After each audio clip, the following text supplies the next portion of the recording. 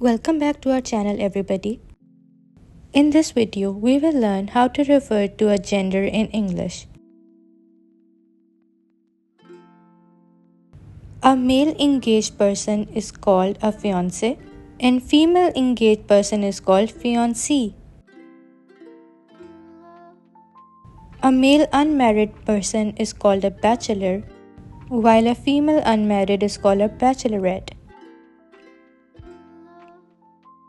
An indigenous North American male is called a brave, while a female is called a squaw. A male who has devoted his life for his religion is called a monk, while a female who has devoted her life for the religion is called a nun. A male lawyer is called a prosecutor, while a female lawyer is called a prosecutrix.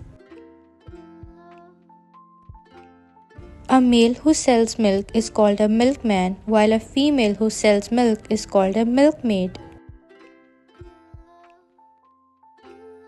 A male holding a high hereditary title in the line of throne is called a duke, while a female is called a duchess. A male holding inheritance is called an heir, while a female is called a heiress. A male member of the staff is called host, while a female member of the staff is called hostess.